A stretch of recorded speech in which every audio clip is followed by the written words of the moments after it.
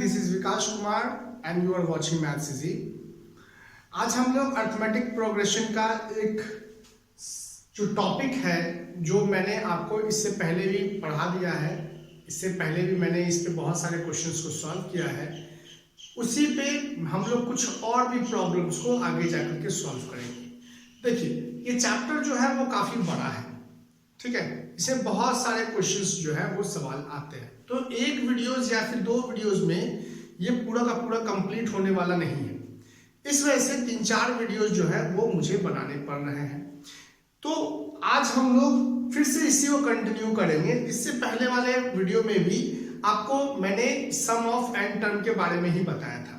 तो ऐसे स्टूडेंट जो अभी तक मेरा पीछे वाला वीडियो को नहीं देखा है, इससे पहले वाले वीडियोस को उन्होंने नहीं देखा है, तो डिस्क्रिप्शन बॉक्स में सारा उसका लिंक दिया हुआ है, आप वहां से चेकआउट कर सकते हैं और वहां से आप देख सकते हैं। साथ में मेरे चैनल को लाइक करिए, मेरे चैनल को सब्सक्राइब करिए, वीडियो को शेयर करिए दोस्तों के साथ। चलिए हम लोग पहले क्वेश्चन की तरफ आगे बढ़ते हैं। तो हमारा सबसे पहला सवाल है, if the nth term of an AP is 4n plus 1, then find the sum of first 15 terms of an AP। अगर AP जो है वो अब n के टर्म में दिया गया है, अगर कोई AP है जिसका nth टर्म वो 4n plus 1 है, तो आपको बताना है कि सम ऑफ फर्स्ट 15 टर्म्स क्या होगा, सम ऑफ 15 टर्म्स का जो वैल्यू होगा वो क्या होगा। तो हमारे पास जो है वो nth टर्म है, nth term of an AP, nth term of an AP is equals to 4n plus 1, ये हमारे पास है। ओके, अब हम क्या करते हैं, अगर हमें फर्स्ट टर्म निकालना है मतलब a1 निकालना है, तो हम लोग क्या करेंगे, n के जगह पे हम लोग 1 को पुट करते हैं।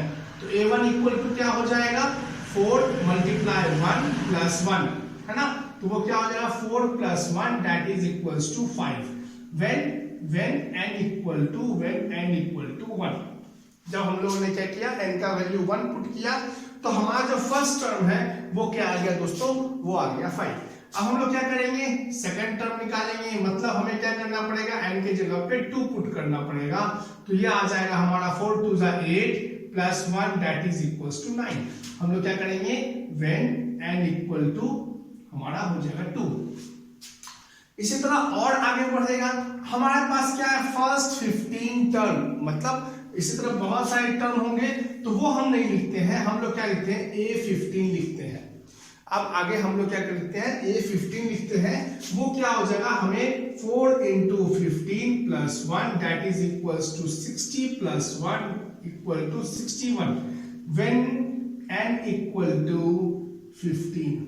हम लोगों ने ऐसा किया, थर्ड टर्म क्यों नहीं निकाले, फोर्थ टर्म क्यों नहीं निकाले, अभी आपको पता चल जाएगा। तो अब हमारा जो नया एपी है वो क्या बन जाएगा, हमारा फर्स्ट टर्म आया था 5, सेकंड टर्म आया था हमारा 9, first term 5, second term 9।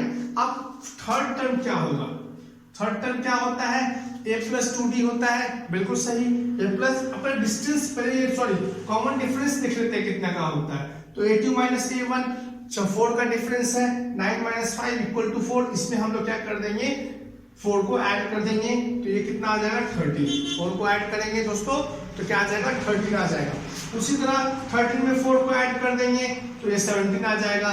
Okay, तो 4 टर्म तक आ गया। हमारा जो लास्ट टर्म है जो कि 61 है, लास्ट टर्म हमारा क्या आ गया, वो 61 हो गया। अब तो बड़े आसानी से हम लोग क्या कर सकते हैं, इस सवाल का जवाब बड़े आसानी से निकाल सकते हैं। क्यों, क्योंकि हमारे पास फर्स्ट टर्म भी पता है, हमारे पास लास्ट टर्म भी पता है, हमारे पास n का वैल्यू भी पता है, वो क्या है 15 टर्म, है ना। तो हमारे पास क्या क्या चीजें दोस्तों पता है, हमारे पास फर्स्ट टर्म है जो कि है 5, हमारे पास है कॉमन डिफरेंस जो कि है 4, कैसे आया 4, second term minus first term किए तो ये आ गया 4। हमारे पास और क्या है, हमारे पास n का वैल्यू है वो है 15 और लास्ट टर्म भी हमें पता है वो है 61। क्या हम लोग Sn का जो सेकंड फॉर्मूला था, Sn equal to n/2 into a plus l, उस पर हम बड़े आसानी से सॉल्व कर सकते हैं। तो वीडियो को आप लोग पॉज करिए, खुद से सॉल्व करिए प्रॉब्लम को, उसके बाद मेरे आंसर को मिलाइएगा। ठीक है, तो यहाँ तक में तो कोई प्रॉब्लम नहीं होना चाहिए। मैं इसे इरेज कर देता हूँ। तो हमारे पास सब कुछ, हमारे पास सब सारा का सारा टर्म आ चुका है हमारे पास। अब हम क्या करेंगे, हम लोग को निकालना है क्या, सम ऑफ फर्स्ट 15 टर्म, मतलब S15 क्या हो जाएगा n/2 इंटू, पहले तो Sn का फॉर्मूला लिख लेते हैं हम लोग, Sn is equals to n/2 into a plus l। हम लोग लंबे वाला फॉर्मूला पर भी यूज कर सकते थे, जो कि हमारा फर्स्ट फॉर्मूला था, दैट इज वो क्या था हमारे पास, पहला फॉर्मूला क्या था, Sn equal to n/2 into 2a plus n-1 into d। इस वाले फॉर्मूला पर भी हम लोग क्या कर सकते थे, यूज कर सकते थे, लेकिन वो लंबा हो जाएगा। हम लोग क्या करते हैं, इस वाले फॉर्मूला पर हम लोग इसको बनाने की कोशिश करते हैं। तो n हमारे पास क्या है, तो हमें S15 निकालना है, तो n की जगह पे हम लोग क्या करेंगे, 15 रखेंगे। तो 15/2 और a का वैल्यू क्या था, a का वैल्यू है 5, है ना, a का वैल्यू है 5 और l का वैल्यू आया था 61। ओके, क्या करेंगे, सॉल्व करेंगे, 15/2 इंटू, दोनों को ऐड कर देंगे, क्या आ जाएगा 66, बिल्कुल सही 66, कैंसिल कर देंगे तो ये हो जाएगा 33, मल्टीप्लाई कर देंगे 15 इंटू 33, वो क्या आ जाएगा, सॉल्व करते हैं, 15 इंटू 33 को मल्टीप्लाई करते हैं, 53 सा 45, 53 सा 45, 594, हमारा आंसर आ जाएगा 9495। मतलब हमारा आंसर दोस्तों क्या आएगा, 495, यही हमारा आंसर आएगा। मतलब अगर कोई एक एपी है जो कि इस फॉर्म में है, 4n+1 के फॉर्म में है, और उसका फर्स्ट 15 टर्म को फाइंड आउट करना है, तो हम लोग इस तरह से क्या करेंगे, उसको सॉल्व करेंगे, है ना। आई होप आपको ये समझ में आया होगा। अब चलते हैं हम लोग क्वेश्चन नंबर 2 की तरफ। अब हम लोग बढ़ते हैं क्वेश्चन नंबर 2 की तरफ। क्वेश्चन नंबर 2 हमारा बोल रहा है, the sum of first 8 terms of an AP is 100 and the sum of its first 19 terms is 551, then find the AP। अगर कोई एक AP है जिसका पहला 8 टर्म का सम 100 है और पहले उसी AP का पहला 19 टर्म का जो सम है वो 551 है, तो हमें वो फाइंड करना है कि इस AP क्या होगा या फिर सीक्वेंस क्या होगा। ठीक है, तो हम लोग जान रहे हैं कि हमारे पास क्या फॉर्मूला है, Sn is equals to n/2 into 2a plus n-1 into d। ये हमारे पास दोस्तों क्या होता है, ये हमारे पास एक फॉर्मूला है। इसमें हम लोग क्या करेंगे, हमारे पास क्या क्या पता है, S8 जो है वो हमें पता है 100। ठीक है, तो हम लिखते हैं S8 को कैसे लिख सकते हैं, मतलब n की जगह पे हमें 8 लिखना पड़ेगा। तो ये हमारा हो गया 8/2 into 2a plus 8-1 into d। ठीक है, सॉल्व कर लेंगे, कैंसिल कर लेंगे तो हो जाएगा 4 into 2a plus 7d।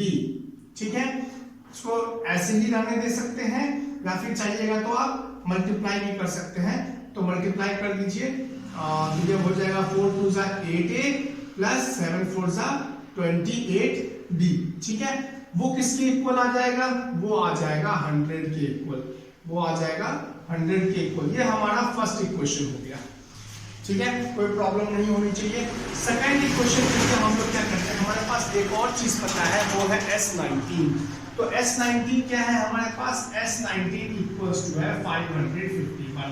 Formula हमारे पास सामने में है, n की जगह पे क्या लिखेंगे हम लोग, 19/2 into 2a plus n-1, n की जगह पे हम लोग क्या लिखेंगे, 19 को लिखेंगे, 19-1 इंटू d।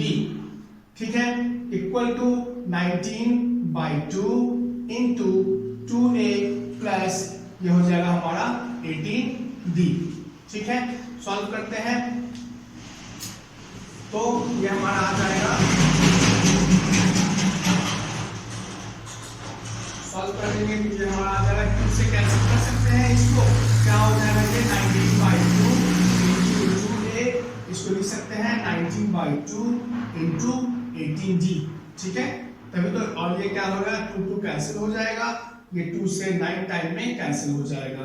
हमारे पास क्या रहेगा, 19a प्लस 99 जा होता है 171d इक्वल्स टू क्या आ जाएगा, 551 इक्वल्स टू 551 हमारे पास आ जाएगा।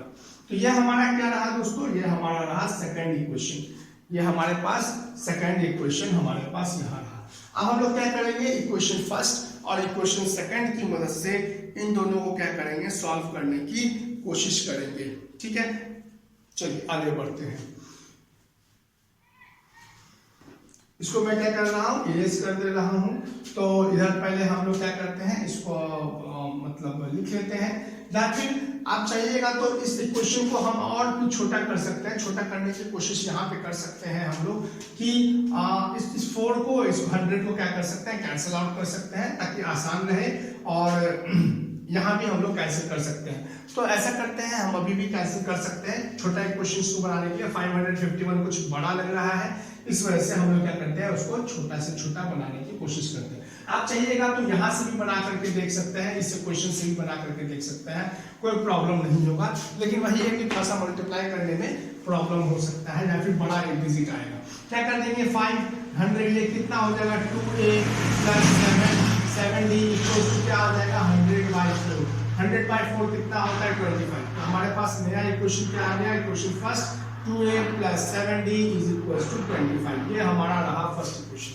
पहले था 100, अब आ गया 25।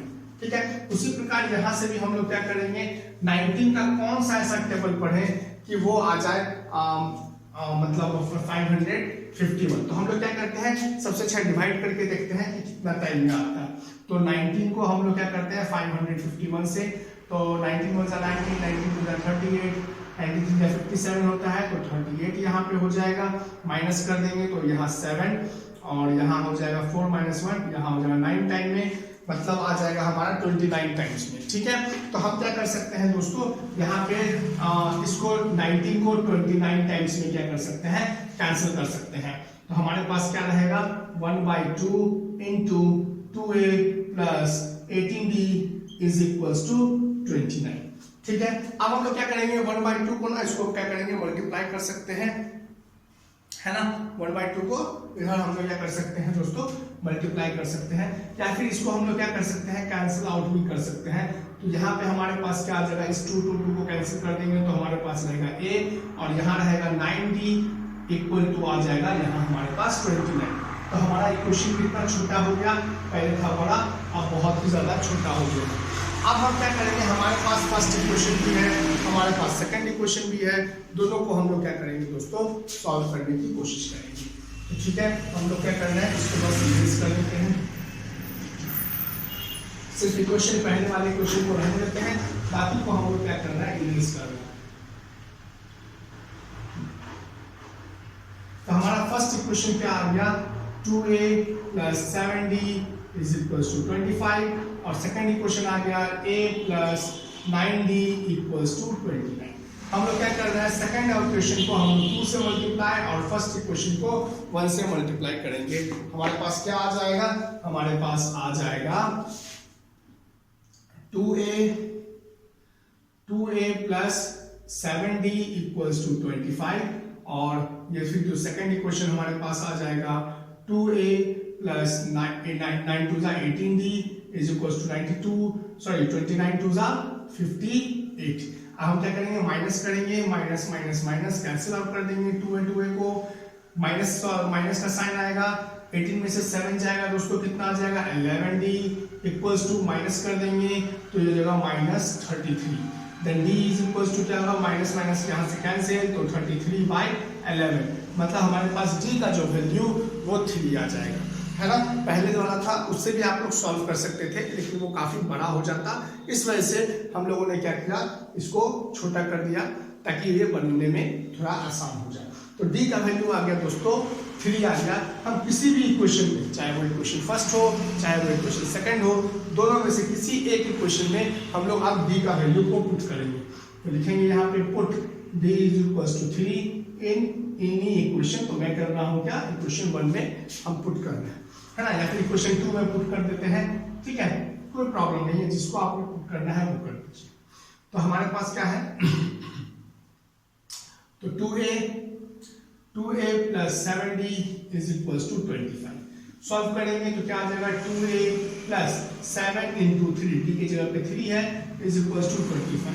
ये क्या आ जाएगा, 2a plus 21 is equals to 25. तो 2a is equals to 25 minus 21 minus कर देंगे तो 4 आ जाएगा. a is equals to 4/2 means हमारे पास 2 आ जाएगा. फर्स्ट टर्म हमारे पास 2 आ गया, कॉमन डिफरेंस हमारे पास 3 है, तो AP तो बड़े आराम से निकाल सकते हैं. यहाँ पे इसको इरेज कर देते हैं. तो a का हम लोग लिखते हैं यहाँ पे a का वैल्यू आया 2 और b का वैल्यू आया 3. अब तो बड़े आसान से हम लोग क्या लिख सकते हैं, AP को लिख सकते हैं. वो क्या हो जाएगा वो देखते हैं. तो हमारे पास है दोस्तों a का वैल्यू हो गया 2 और b का वैल्यू हो गया 3. तो AP बराबर क्या हो जाएगा, AP हमारा फर्स्ट टर्म हो गया 2, इस 2 में 3 को ऐड करिए 5, 5 में 3 को ऐड करिए 8, 8 में 3 को ऐड करिए 11. ये हमारा दोस्तों AP हो गया 2, 5, 8, 11. आई होप आपको ये समझ में आया होगा. चलिए आगे बढ़ते हैं हम लोग अगले क्वेश्चन की तरफ. अब दोस्तों हमारे पास अगला सवाल है, the sum of first 6 term of an AP is 42. कोई अगर AP है, कोई एक AP है जिसका फर्स्ट 6 टर्म को अगर हम लोग जोड़ते हैं, पहले 6 टर्म को अगर जोड़ते हैं तो वो आता है 42. The ratio of its 10th and the 13th term is 1:3. और इसका 10th जो टर्म है और 13th टर्म है उन दोनों का जो रेशियो है वो आता है 1:3. Then calculate the first term and the 13th term of the AP. ये हमें पता करना. तो सबसे पहले तो हमें ये पता है कि 10th टर्म जो है A10 का A10 इज इक्वल टू क्या होगा, A प्लस 90 होगा. ओके, और हमारे पास A कौन सा A13th टर्म जो होगा वो क्या होगा दोस्तों, A प्लस 29 होगा. क्योंकि हमारे पास फॉर्मूला है एक, हम लोग जानते हैं AN इक्वल टू क्या होता है, A plus n-1 into d. ये होता है. अगर आपको क्या करना है A10 निकालना है तो फिर क्या होगा, n की जगह पे हम लोग 10 को पुट करेंगे तो हो जाएगा ये 10-1 इंटू d. देखिए हमारे पास आ गया A प्लस 90. उसी तरह हम लोग भी n की जगह पे 30 को पुट करेंगे तो 30-1 वो 29 आता है. ठीक है. अब इन दोनों का रेशियो है ना, इन दोनों का रेशियो वो कितना आ रहा है, 1/3 आ रहा है, 1:3 आ रहा है. क्रॉस मल्टीप्लाई कर दीजिए, क्या आता है 3a plus 27d is equals to a plus 29d. सबसे पहले हम लोगों ने क्या किया, A10 का वैल्यू लिखा, वो क्या है होता है a प्लस 90. A30 का वैल्यू हम लोगों ने लिखा, वो होता है a प्लस 29d. दोनों का रेशियो वो हमें पता है 1/3. क्रॉस मल्टीप्लाई कर देंगे 3a plus 27d is equals to a plus 29d. कोई दिक्कत नहीं होनी चाहिए. अब इस a को यहाँ और 27 को यहाँ लेकर के चलते हैं. हमारे पास क्या हो जाएगा, 3a minus a is equals to 29d minus 27d. Solve कर देंगे, वो क्या हो जाएगा, 2a is equals to 2d. Cancel कर देंगे तो 2 कैंसिल हो गया तो means a equals to d आ गया. ये हम लोग क्या कर सकते हैं, इसको फर्स्ट इक्वेशन मान सकते हैं कि a इक्वल्स टू d. अब हमारे पास एक और चीज है, the sum of first 6 term of an AP is 42. ठीक है. कोई भी अगर AP का जो फर्स्ट टर्म है, फर्स्ट 6 टर्म है, उन सभी का जो सम है वो कितना होगा, वो होगा 42. तो हमारे पास फर्स्ट इक्वेशन क्या आ गया, हमारे पास फर्स्ट इक्वेशन आ गया a इक्वल टू d. मैं यहाँ पे नोट कर लेता हूँ a इक्वल टू d. अब हम लोग क्या करेंगे, हमारे पास क्या पता है, हमारे पास पता है कि sum of 6 term is equals to वो क्या है 42. हमारे पास सबसे पहले तो हम फॉर्मूला लिख लें, Sm इज इक्वल्स टू क्या होता है n/2 into 2a plus n-1 into d. ठीक है. अब हमारे पास क्या है S6, sum of first 6 term is equals to क्या हो जाएगा, n की जगह पे हम लोग क्या लिखेंगे 6/2 into 2a plus n-1 n की जगह पे 6-1 इंटू d. ठीक है. कैंसिल करेंगे तो 3 into 2a plus 5d. Okay, ये आ गया. अब सम ऑफ फर्स्ट जो 6 टर्म है वो हमारे पास क्या है, वो है 42. वो है हमारे पास 42. अब यहां से क्या कर सकते हैं, वो हमारे पास क्या आ जाएगा, 2a plus 5d is equals to 42/3. Cancel कर देंगे तो 3 × 3 3 4 12, मतलब 2a plus 5b is equals to क्या आ रहा है, वो आ रहा है 14। ये हमारा दोस्तों हो गया क्वेश्चन नंबर सेकंड। अब हम लोग क्या करेंगे, क्योंकि हम लोग जान रहे हैं ना a और d आपस में क्या है, वो बराबर है, तो हम लोग लिख सकते हैं क्या इसको 2a प्लस है ना 5a। क्यों लिख सकते हैं, क्योंकि a और d तो आपस में बराबर है, d की जगह पे a लिखे या फिर यहाँ पे 2d प्लस 5d भी लिख सकते थे, कोई प्रॉब्लम नहीं है। इज इक्वल्स टू क्या हो जाएगा 14। क्यों लिखे हम लोग, क्योंकि a और d जो है वो आपस में बराबर है, since therefore a and d are equal, है ना। इसको हम लोग सॉल्व कर देते हैं, 2a प्लस 7a मतलब 2a plus 5a equal to 7a means 14, that is equals to a is equals to 14/7, वो आ जाएगा 2 के इक्वल। मतलब a का वैल्यू दोस्तों हमारे पास आ गया 2। जैसे ही अगर a का वैल्यू 2 आया है, क्योंकि हम जान रहे हैं a और d आपस में बराबर है, तो a का वैल्यू अगर 2 आ रहा है, इसका मतलब d का वैल्यू भी 2 आएगा, that is equals to therefore लिख सकते हैं d is also equal to 2, क्योंकि a और d आपस में बराबर है। अब हमारे पास फर्स्ट टर्म भी पता है, अब हमारे पास हमारा कॉमन डिफरेंस ही पता है, बड़े आसानी से हम लोग क्या कर सकते हैं, AP को लिख सकते हैं। तो मैं AP को यहाँ लिख देता हूँ, AP हमारा क्या बन जाएगा, हमारा जो फर्स्ट टर्म है वो हो जाएगा 2, है ना। अब दो का डिफरेंस है, दो ऐड करते चलिए, वो हो जाएगा हमारा सेकंड 4 6 8, ये सब हमारा क्या बन जाएगा दोस्तों, ये हमारा AP बन जाएगा, मीन्स 2 4 6 8, ये हमारा क्या बन जाएगा, अब ये AP बन जाएगा। अब हमें क्या पता करना है, हमें पता करना है, हम लोगों ने क्या किया, फर्स्ट टर्म तो निकाल लिए, फर्स्ट टर्म हमारा a जो कि आ गया 2। अब हमको क्या पता करना है 13th टर्म। अब हमारे पास AP ऑलरेडी है, अब हम लोग क्या करेंगे 13th टर्म को निकालेंगे। 13th टर्म का क्या फॉर्मूला होता है ना, बताइए जल्दी से, कमेंट बॉक्स में जल्दी से बताइए क्या होता है फॉर्मूला। तो हमारे पास दोस्तों क्या आया था, अभी a का वैल्यू भी 2 आया, d का वैल्यू भी 2 आया, और हम लोगों के पास AP भी आया था, वो क्या था 2 4 6 8, है ना, ये आया था AP। अब हमें क्या करना है 13th टर्म निकालना है, तो A13 का फॉर्मूला क्या हो जाएगा, a प्लस 12b, क्योंकि n-1 करेंगे 13-1 करेंगे तो वो 12 हो जाएगा, तो आ जाएगा ये प्लस 12b।